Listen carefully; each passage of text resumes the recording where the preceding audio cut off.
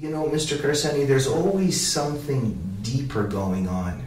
For instance, I watched you in a debate the other day on the Michael Corn show, and you asked the activist, do you believe that somebody can be shot 15 times and there's no blood? Yes or no? And he didn't answer. And they're not answering because, you know, just like with global warming, you would think that if you prove to somebody that there's no global warming, that they would be happy. But instead they're upset. You've mentioned that people should be happy that this boy wasn't killed. Exactly. This is fantastic what you're saying, because it's exactly what I want to say. If they were really, as they say, pro-Palestinian, if someone brings them the evidence that the boy was not killed, they would be so happy, oh, great, one of ours has not been killed. But their problem is not to defend the so-called Palestinian cause, but to demonize Israel. This is their only purpose. And if you listen at what they call the Palestinian activist at the debate, he said that the boy and they were shot, but it's normal that there was no blood because their blood dried. But this is just scientifically impossible. We're dealing. As I said, everything is ridiculous. And you know, when the historians will look at this story and say, but how can people believe these kind of lies?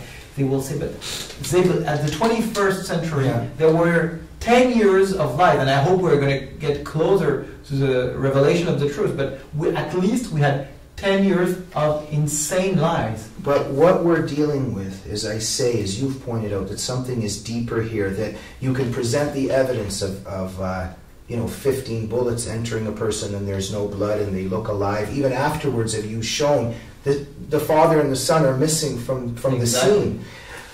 What I want to ask is, in terms of French society and French culture, is it not true that, for instance, even the Protocols of the Elders of Zion actually is still quite popular among some of the intellectual elites there? I tell you something, it's more vicious, because nobody would believe and say, oh, I believe in the Protocol of the Elders of Zion. But when you have a conversation with some politicians or with some intellectuals, most of them believe that there is kind of a Jewish group which is controlling the world somewhere between Washington and New York, and I think it's very important. They will never say, oh, the Protocols is a true document, but they'll say, yeah, well, the Jews, I remember I had conversations, for example, with a French ambassador who used to work in Washington, and he was telling me that President Bush was receiving his marching orders from Ariel Sharon. So that's completely insane, especially when you saw how Israel has been treated by the American diplomats for so many years. But in their psyche, they really believe that Israel and the Jews are controlling the world. From everything I've read about this case, you are almost alone in your country. Almost alone. Well, I still have some allies, like the president of the CRIF, which is a French Jewish umbrella organization, Richard Praskier, who's a very decent and very courageous man. How about the leadership that washed its hands of you? Which leadership?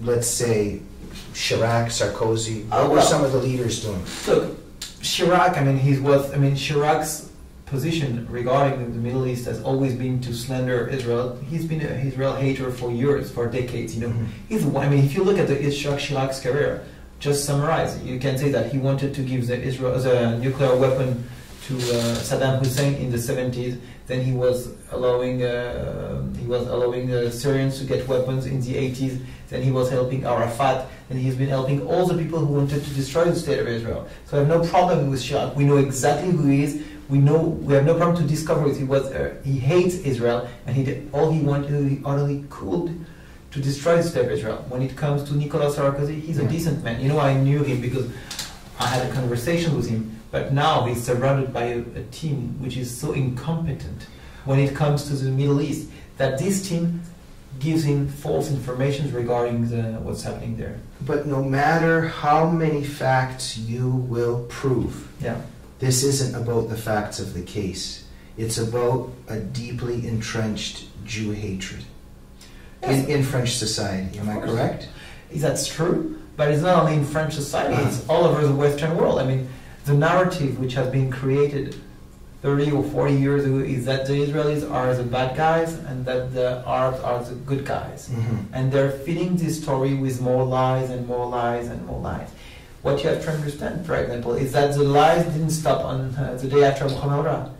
They just inflame more, and they get more and more and more. For example, the day after there were lies, and for the last wars it was lies, Lebanon war, Gaza war, the so-called peace flotilla. All of this is lies, are lies in the media, and this is how you can feed and nurture the anti-Israel feeling, which is in fact and only anti-Semitism. Nothing. There is no anti-Israel. It's anti-Semitism. Be clear. No anti-Zionism. It's anti-Semitism. And remember, a year and a half ago, we had political elections in France, European elections. We had an anti-Zionist party. Have you ever heard of any anti-Zionist party? It doesn't make sense. Right. So people... Well, you made the point the other night that you don't see arguments against China existing. Of course not. Or Nicaragua existing. Exactly. Right? Tell us... Tell you something. Whereas Israel is a state which is not 62 years like people who don't know anything about history think, but it's the 3,062 years. I mean, the state of Israel, the Jewish people and the Jewish state, is the oldest state in the world, which was created more than 3,000 years ago, even though it has been destroyed by others, but it's the longest history comes from the Israeli state. Philippe Karsenty, tell me this. A lot of people that I see, the smearing of you and defaming of you, the ridiculing of you, oh, who cares, this is just a picture, this was one thing, why aren't you more concerned with you know, what the Americans did in Iraq, or, you know, we know all the leftist arguments. First, can you crystallize for us, what did this hoax cause? What did it engender? What did it spawn? Okay. If somebody were to minimize its importance, what would you say?